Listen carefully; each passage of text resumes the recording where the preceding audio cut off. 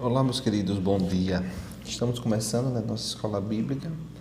Nós vamos orar para que a gente possa dar prosseguimento a essa programação nossa.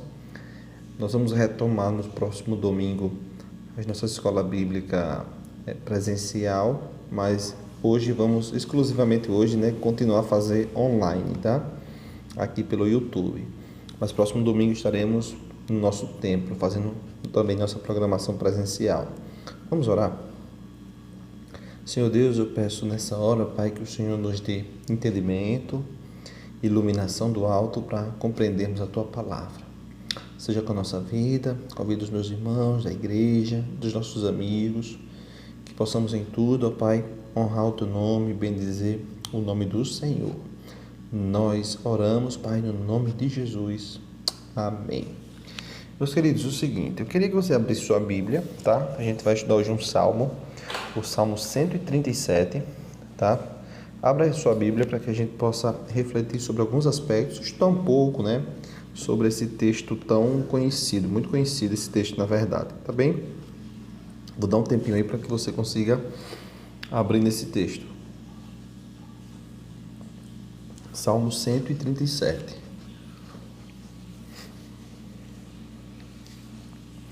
O texto diz o seguinte, vamos fazer a leitura dele, tá? Às margens dos rios da Babilônia, nós nos assentávamos e chorávamos, lembrando-nos de Sião. Nos salgueiros que lá havia, pendurávamos as nossas harpas, pois aqueles que nos levaram cativos nos pediam canções, e os nossos opressores que fôssemos alegres, dizendo, entoai-nos algum dos cânticos de Sião.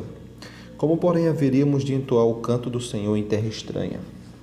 Se eu te me esqueci, ó Jerusalém, que se resseque a minha mão direita, apegue-se a minha língua ao paladar, se não me lembrar de ti, se não preferir eu, Jerusalém, a minha maior alegria. Contra os filisteus de Edom, lembra-se-te, Senhor, do dia de Jerusalém, pois diziam, arrasai até os fundamentos. Filho da Babilônia, que hás de ser destruída, feliz aquele que te der o pago do mal que nos fizeste. Feliz aquele que pega teus filhos e esmagá-los contra as pedras.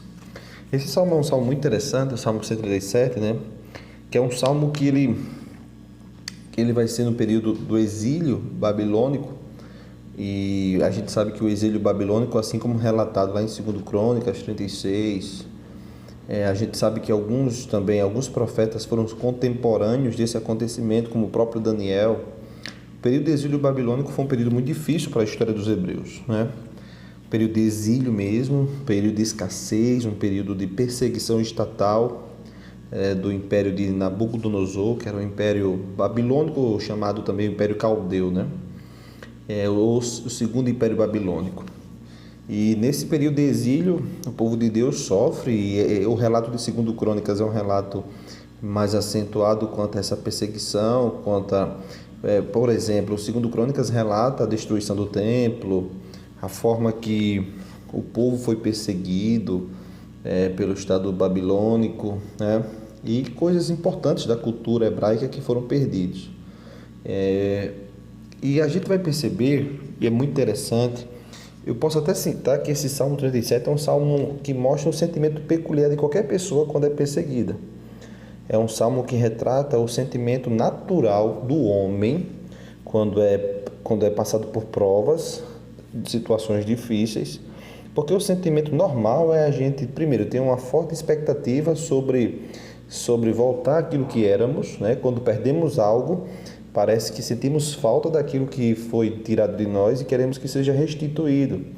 Uma segunda coisa muito interessante é que um sentimento muito comum é que aqueles, quando eu digo comum ao homem, comum ao homem pecador, que aqueles que cometeram tal alta contra nós, eles também sofram alguma pena, sofram algum dano.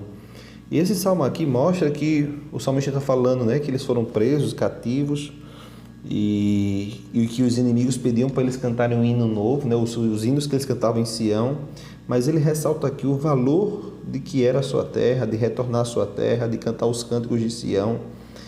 E ele fala aqui claramente um sentimento também de vingança àqueles que os oprimiram, Até no final ele diz, feliz é aquele que pegar os teus filhos também e esmagá-lo contra as pedras, É um salmo que é muito difícil, assim, a gente até vê na Bíblia um salmo desse, porque é um salmo muito vingativo, é um salmo em que o autor está com um sentimento realmente de muita vingança quanto ao dano feito ao seu povo, que não tinha mais prazer de celebrar a vida, não havia mais prazer de cantar em terra estranha, porque o maior prazer deles era cantar em Sião, cantar em Jerusalém. Mas essa terra foi saqueada, tomada pelos inimigos. E aí eu fiquei pensando, né?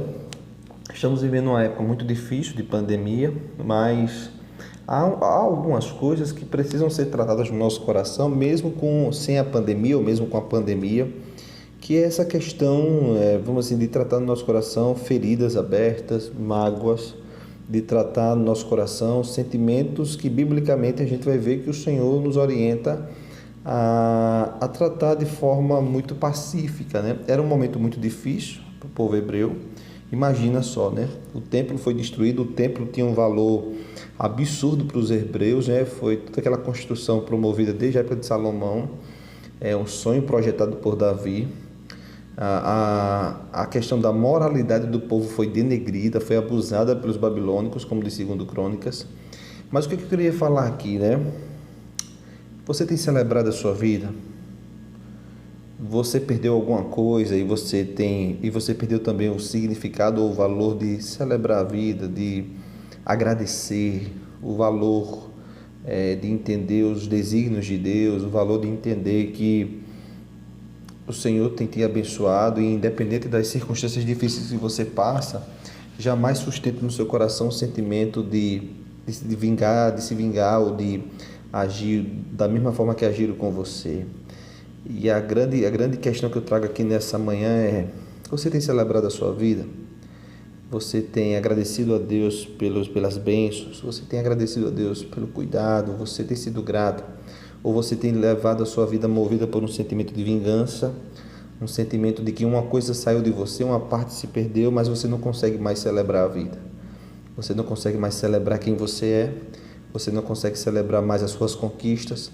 Você não consegue celebrar mais a forma que Deus tem te abençoado?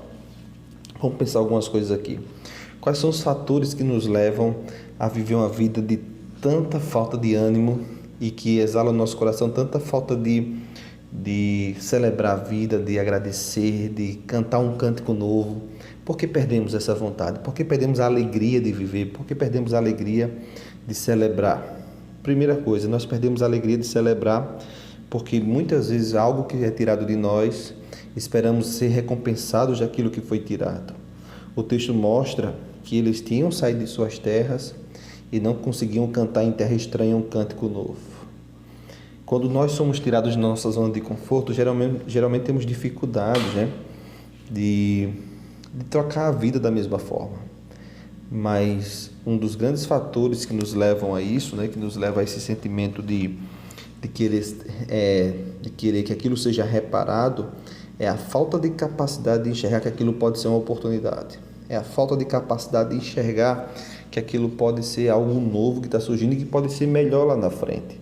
Nós, quando perdemos alguma coisa, queremos que aquilo seja reparado da nossa forma e não esperamos a bênção de Deus, não esperamos a ação de Deus, não esperamos os desígnios de Deus serem estabelecidos em nossa vida.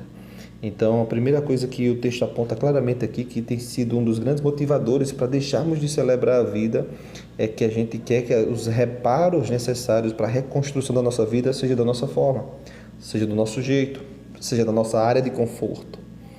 O segundo aspecto, que nesse texto mostra que é de maneira muito interessante, que nos leva a essa falta de sentimento de celebração, de alegria de viver, é porque nós temos um sentimento de sempre reagir da nossa forma, reagir baseado nas nossas próprias forças, né?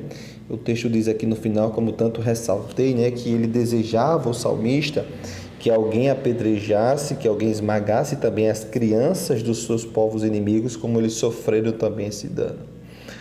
E a Bíblia fala que não cabe a nós a justiça, né? A justiça, ela vem de Deus, ela procede de Deus. E porque muitas vezes nós não temos a alegria de viver, de celebrar a vida, porque além de querer que o reparo seja da nossa forma, nós queremos também que aqueles que fizeram algo contra nós sofram o mesmo dano. É a famosa lei mosaica, né? Olho por olho, dente por dente. Aqui se faz, aqui se paga. Mas a gente sabe, a partir do evangelho da graça do Senhor Jesus, que temos que ter a outra face, temos que ter misericórdia, temos que ter empatia, temos que olhar para o outro entendendo que ele também é pecador e que ele pode trazer algum dano para a minha vida, para a sua vida. E aqui você pode dizer, mas o Salmo diz, né? Que feliz aquele que fizer isso, que pegar aquelas crianças dos inimigos e apedrejar e esmagar as cabeças. De fato, esse salmo aqui a gente pode valorizar o sentimento que ele tinha de voltar à terra do povo de Deus, esse sentimento nacionalista, patriota, é um sentimento valoroso. Mas o salmista aqui, claramente, ele está com um intuito vingativo. A gente deixa de celebrar a vida porque queremos fazer vingança com as nossas próprias mãos. Queremos que o homem imperfeito, o homem pecador, ele simplesmente pegue e resolva as coisas simplesmente da forma que der na telha, sem medir as consequências, sem pensar na ação e na justiça que provém do Senhor. Você não celebra a vida porque de repente você está remoendo no seu coração o que os outros pensam. Você está remoendo no seu coração algumas formas para que os outros sejam punidos e não está esperando no Senhor, não está confiando no Senhor, não está se deleitando no Senhor, pedindo que a sua graça e misericórdia que sejam realizadas na sua vida. Um segundo passo importante para você celebrar a vida, celebrar e agradecer a Deus é essa dependência dos desígnios de Deus, essa dependência da ação de Deus, entendendo que por mais que algumas pessoas tragam transtornos para a sua vida, mas a Deus seja a vingança, ao Senhor seja a vingança, que Ele realmente cumpra. Não que Ele vá se vingar de você, trazendo algum dano a outra pessoa, mas que Ele conduza a sua vida, traga perdão, traga restauração, traga mudança de vida, traga amadurecimento para a sua vida, para a minha vida. Então precisamos entender isso, que a vingança de repente é um sentimento desse eixo de falta de dependência. Eu quero me vingar porque eu não estou confiando no Deus Altíssimo. Eu não estou confiando no Deus Todo-Poderoso, eu não estou confiando naquele que é soberano, que é Senhor absoluto de todas as coisas. Porque se eu tivesse consciência de que Ele é todas essas coisas, jamais eu queria arrumar meios de me vingar daqueles que fazem algum dano à minha vida, daqueles que promovem algum dano à minha vida. Porque eu tenho a plena consciência que o Deus poderoso é comigo, é com você, e que Ele vai dar direcionamentos importantes para a nossa vida. Então, que Deus tenha misericórdia de mim e de você, né? Que possamos não tratar nossa vida dessa forma. Primeiro, querendo que o reparo daquele mal causado a nós seja constituído, formado, direcionado a partir das nossas ações. Nós não vamos conseguir. E que o nosso coração não seja nutrido de vingança, porque a vingança é a falta de dependência de Deus. O sentimento de vingança, de que algum dano seja ocasionado àquele que te fez mal, é um duro sentimento de pessoas que não estão com o coração comprometidos com aquele que é soberano, justo, amoroso, que pode trazer restauração dos corações.